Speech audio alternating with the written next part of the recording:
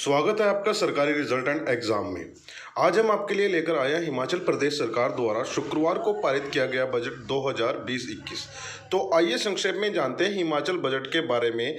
इससे पहले अगर आपने हमारे चैनल को सब्सक्राइब नहीं किया है तो सब्सक्राइब कर ले और बेल आइकन बजाकर नोटिफिकेशन ऑन जरूर कर ले, क्योंकि हम आप तक पहुंचाते हैं न्यूज़, नौकरी या किसी भी एग्जाम रिजल्ट की जानकारी सबसे पहले। तो आइए जानते हैं हिमाचल प्रदेश बजट 2020-21 के बारे में। हिमाचल प्रदेश मुख्यमंत्री श्री जयराम ठाकुर ने बीते शुक्रवार को हिमाचल प्रदेश के वित्तीय वर्ष 2020-21 का वार्षिक बजट पेश किया, जिसमें मुख्यतः किसानों, युवाओं, बागवानों और मजदूरों को तरजीह दी गई है। इस बजट को पिछले बजट की अपेक्षा 10% बढ़ाकर पेश किया गया है। 49,131 करोड़ रुपए के इस बजट में बहुत से पहलुओं पर गौर करते हुए 20,000 नई नौकरियों व रिक्त चल रहे पदों को भरने की बात मुख्यमंत्री जी ने अपने बजट भाषण में कही है।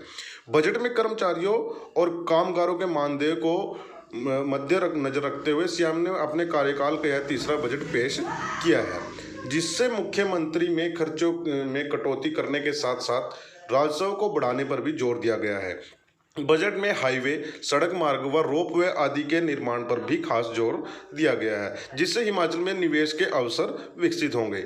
हिमाचल मुख्यमंत्री श्री जयराम ठाकुर ने बजट पेश करने से पहले हिमाचल के पूर्ण राज्य दर्जा मिलने के 50 साल पूर्ण होने को सबको बधाई दी और कहा कि सरकार ने जनता से सीधा संवाद स्थापित किया है। यूँ तो बहुत सी बातें हैं इस बजट में बताने को, लेकिन हम आपको संक्षेप में इस बजट के मुख्य पहलुओं को समझाने जा रहे हैं। बहुत से लोग इस बजट की आलोचना करेंगे, कमियां निकालेंगे और बहुत से लोग इसकी तारीफ भी कर रहे हैं।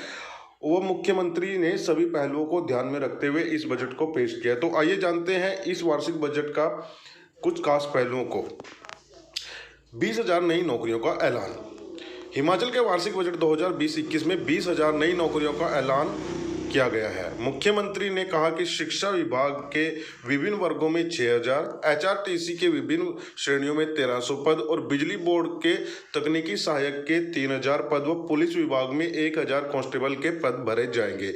इसके अलावा राजस्व विभाग, पशुपालन विभाग, लोक निर्माण विभाग व अन्य विभागों में भी भर्तियां की जाएंगी। इस तरह इस बजट में युवाओं और बेरोजगारों के लिए नौकरियों का प्रावधान कर युवा पीढ़ी को खुश करने की कोशिश की गई है।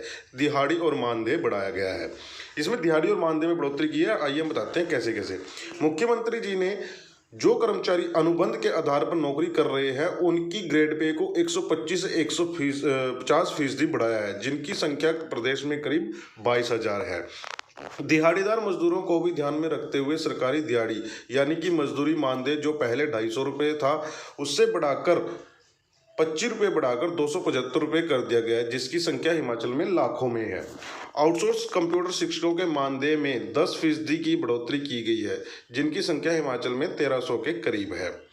मिड डे मील वर्कर्स के मानदेय को बढ़ाकर 2,000 से 2,300 कर दिया गया है। आंगनबाड़ी कार्यकर्ता के मानदेय को 6300 से 6800 कर दिया गया है। आंगनबाड़ी सहायक के मानदेय को 2,250 से 2,550 रुपये कर दिया गया है। मिनी आंगनबाड़ी वर्कर्स के मानदेय को 600 से 900 रुपये कर दिया गया है। आशा वर्करों के मानदेय को 1,500 से 2,000 रुपये कर दिया गया है, जिसमें 500 रुपये की बढ़ोतरी की गई है। पंचायत चौकीदार का मानदेय 4,500 से 5,000 कर दिया गया है। वाटर गार्ड के मानदेय को 2,000 से 2,300 कर दिया गया है। जल वाहक के मानदेय को 2,400 से 2,700 कर दिया गया है। विधवाओं और दिव्यांगों की पेंशन को बढ़ाकर 850 से 1,000 रुपये कर दिया गया है। उसके बाद जानते हैं 10,000 नए घर। 10,000 नए घर बनाने के लिए सरकार ने मदद देने का फैसला लिया है। स्वर्ण जयंती आश्रय योजना के तहत अनुसूचित जाति के गरीबों को करीब 5,100 घर दिए जाएंगे और अन्य वर्गों को 4,900 घर देने का फैसला लिया गया है। दूध में 2 रुपये प्रति लीटर की बढ़ोतरी। हिमाचल प्रदेश के पशुपालकों को ध्यान में रखते हुए व उनको लाभ पहुंचाने के मकसद से सरकार ने दूध में 2 रुपये प्रति लीटर की बढ़ोतरी करने का फैसला लिया है। हवाई कनेक्टिविटी के लिए 1,013 करोड़ रुपए।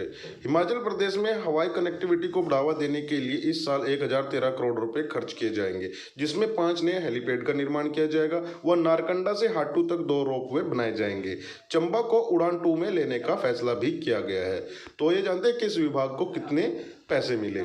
3,986 करोड़ रुपए सड़क निर्माण के लिए हिमाचल लोक निर्माण विभाग को दिए गए। 8,016 करोड़ रुपए शिक्षा क्षेत्र के लिए दिए गए। 2702 करोड़ रुपए स्वास्थ्य विभाग व 307 करोड़ रुपए आयुर्वेद विभाग को मिले। 2213 करोड़ रुपए पेयजल प्रबंधन के लिए दिए गए। 2037 करोड़ रुपए पशुपालन, कृषि सिंचाई व बागवानी को मिले। तो ये था श्री जयराम जी के बजट का मुख्य पहलुओं का विस्तार। उम्मीद है जानकारी आपको पसंद आई होगी। ऐसे ही मजेदार और जरूरतमंद जानकारी भविष्य में पाने के लिए हमारे चैनल को जरूर सब्सक्राइब कर ले। और यही जानकारी इसकी डिटेल मैंने डिस्क्रिप्शन में भी दी है।